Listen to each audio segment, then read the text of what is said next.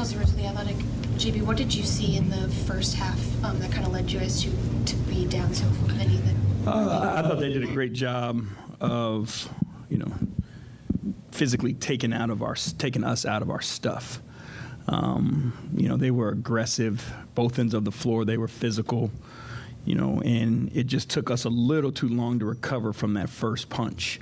But again, these are great lessons for us. I think in the second half, our guys showed, what they're capable of. And, we just have to find ways to understand the moment.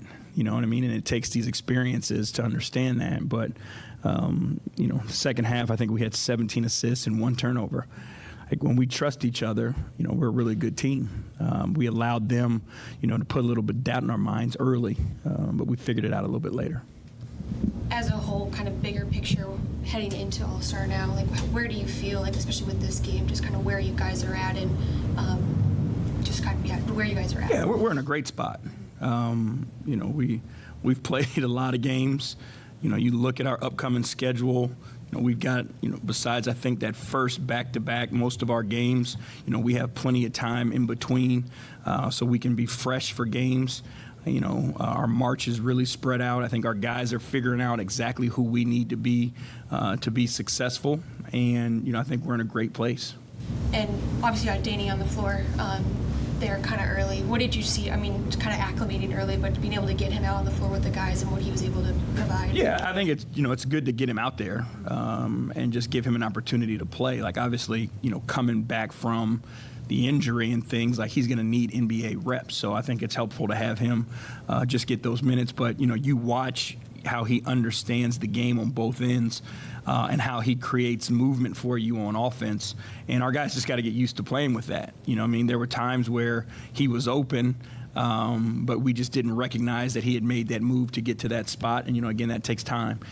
Defensively, just understanding personnel and, trying his best to figure out our concepts as quickly as he can. But, I thought he was really good for us, and I think he'll just get better. Thank you. What did you see the difference in Donovan's shot selection first half to second half? I thought he was much more aggressive to the rim in that second half. And, when he's attacking the rim, now guys are back on their heels. Now he's got the pull-ups that he can play with also. I thought early, there was a lot of just early threes that he took. But in the second half, I thought he was much more aggressive at getting downhill and getting to the free throw line and making the defense have to, recover. Tim, I know it's a little bit off topic, but in the first half, I noticed Jarrett celebrating when he got the defensive 3-second call. Our broadcast noticed it a bit. I was just curious kind of what the thought process was with that. It's something that, we've done all year. We've begged our guys to protect the paint. And, we've told them that we don't care if they get defensive 3 seconds because it's taken away so many other baskets and attempts. And so Jarrett has taken it upon himself to lead the cheer every time we get a defensive 3 seconds now. Do you feel, obviously you guys have had a terrific defensive team all year. Is it sort of indicative of say what the Seahawks used to do when it was basically we're going to be physical every play and make you? Yeah, when you have Jarrett and Evan, that are so great at protecting the paint and protecting the rim, how many of those, 2 is a lot for one game to get called. The idea, and this is kind of just going back a long time ago, but the year the Boston Celtics won the championship with the KG team, I think Kendrick Perkins led the league with 19 of them. So you imagine how many times he was in the paint that they didn't call. So in our mind, as we think about it, it's just stand in the paint. They shoot 19 free throws on the year. They make 14 of them. You give up 14 points, but think about how many you take away. So that's kind of our mentality. Chris Fedor, Cleveland.com. Hey, J.B. What's up, Chris? Big picture, how do you feel about the team going into the All-Star break? I feel really good about the team. I think we're in a great place. I think we have a high-level understanding of who we are. I think we recognize where our strengths are and how we play to those strengths.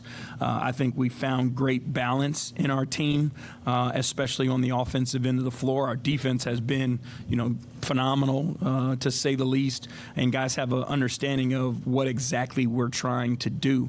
We're looking forward to the second half, or last third, or whatever you want to call it at this point. The schedule gives us a lot of opportunity for rest days. It gives us opportunity for practices, so we can hone our stuff. We can ingratiate Danny. So we're excited about where we are, and looking forward to what's up next. Would you have the same feeling if you didn't have that second half rally? Yeah, I mean, this was, we, again, and I keep saying this to you, and you have to hear it all the time, so I apologize. But, I mean, all of these opportunities are opportunities for our young guys to learn exactly what it takes. What you saw tonight was a grizzled veteran team that was going to make a statement early, right? Our guys having to figure out, what that feels like. And, we got punched in the face. It took us a little bit longer to recover than I would have liked. But in the second half, we came out and recovered. This is a lesson for us on trust, right? Like we talked, there were, in the second half for us, 17 assists for one turnover, right? That's trusting each other. And when things are going awry and most difficult, you got to trust each other. And I think that is the lesson for us, to go and score 32 points and 42 points, against a team that held you to 14. It showed that once we trust each other and believe in ourselves, like, we can compete with anybody. Again, we just have to be prepared for that levels of physicality and what their mindset was coming out. Thank you. I was going to ask you, but I know you've already alluded to it, but you're down a whole bunch, 28, 1.17 going in the fourth of the game before the break, but you guys, the young players, especially, that showed that kind of fight.